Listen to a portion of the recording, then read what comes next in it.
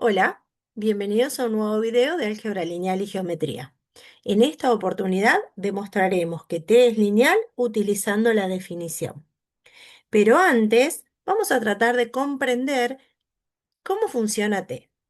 Fíjense que t es una función que tiene como dominio vectores de R2 y como codominio vectores de R3.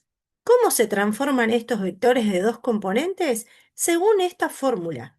Fíjense, entra un vector xy en la función y se transforma en uno de tres componentes, donde la primera componente es la suma entre x e y, la segunda componente es la resta entre x e y la tercera componente es el doble de x.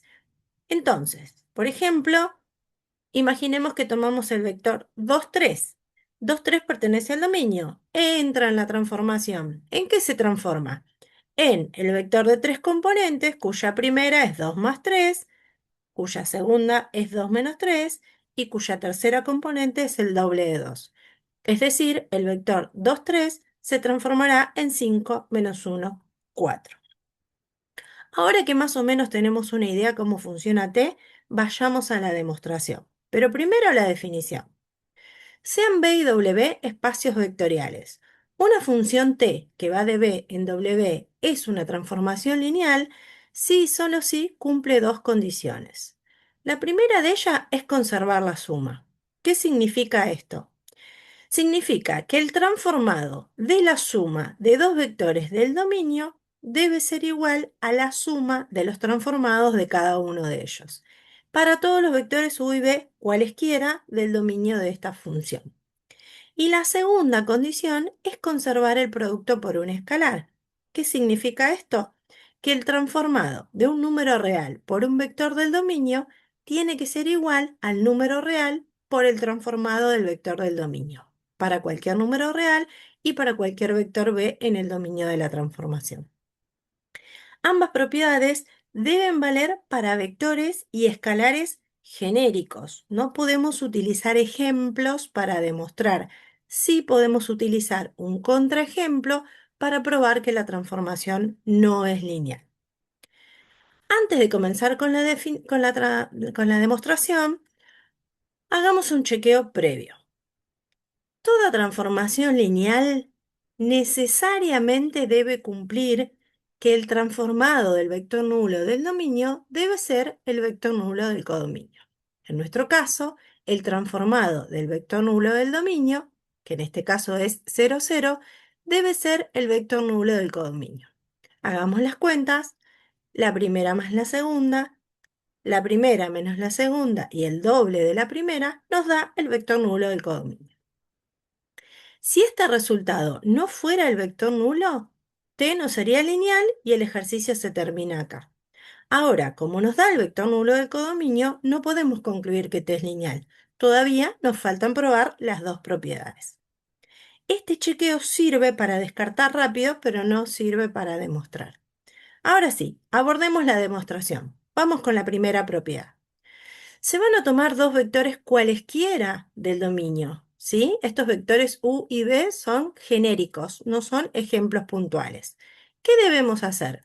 Primero debemos sumar los vectores y luego aplicar la definición de t. Recordamos, la primera componente más la segunda, coma, la primera componente menos la segunda, coma, el doble de la primera componente. Si reagrupamos y acomodamos estas cuentitas, obtenemos este vector de R3. ¿Qué vamos a hacer con este vector de R3? Lo vamos a desdoblar en función de los subíndices, o sea que nos va a quedar la suma de estos dos vectores. Si podemos prestar atención, cada uno de esos vectores es la definición de t aplicada tanto a u como a b. Por lo tanto, hemos probado que el transformado de la suma de u y b es igual al transformado de u más el transformado de b. Primera condición verificada. Vamos con la propiedad 2. Tenemos que probar que dado un escalar cualquiera, en este caso llamado k, y un vector genérico, en este caso llamado u, el producto por escalar significa multiplicar primero el vector u por ese escalar y luego aplicar la definición. Recordemos que el resultado de aplicar la definición es un vector de R3 cuya primera componente es la suma de las dos Segunda componente es la resta de esas dos y la tercera es el doble de la primera. Observamos que acá basta sacar factor común k y nos queda como resultado k por el transformado del vector u. Por lo tanto, también hemos probado la segunda propiedad.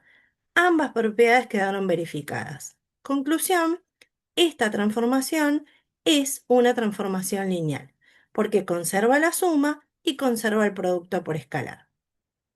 La clave es que se trabajó con vectores y escalares genéricos, no con ejemplos numéricos. Pero existen dos caminos más cortos para probar que una transformación es lineal. El primero de ellos es el camino de las funciones componentes. ¿Qué significa esto? Observemos la fórmula de t. Es un vector de tres componentes, donde la primera función componente es x más y. La segunda función componente es x menos y. Y la tercera función componente la podemos pensar como 2x más 0y. ¿Cuál es el criterio para probar que esta transformación es lineal? Solo en el caso de que la transformación vaya de Rn a Rm, será lineal si cada función componente es una combinación lineal de las variables sin término independiente. En este caso, las tres componentes de t lo cumplen. Por lo tanto, podemos afirmar que t es lineal. Señales para decir esto no va a funcionar. La linealidad se rompe cuando aparece alguna potencia o un producto de variables, cuando aparece alguna función aplicada a alguna de las variables o cuando aparece algún término independiente. No perdamos de vista los coeficientes de estas funciones componentes. Bien, vamos al tercer camino, la matriz asociada. Ya sabemos que las columnas de la matriz estándar de la transformación son las imágenes de la base canónica del dominio. En este caso, el dominio es R2 y sabemos que la base canónica es 1, 0, 0, 1. Bien, calculamos el transformado de cada uno de estos vectores y recordemos que esas imágenes constituyen las columnas de A. Esta es la matriz canónica asociada a la transformación. Observar que los coeficientes de las funciones componentes que usamos en el camino anterior son 1, 1, 1 menos 1 y 2, 0. Fíjense que 1, 1 coincide con la primera fila de A, 1 menos 1 con la segunda fila de A y 2, 0 con la tercera fila de A.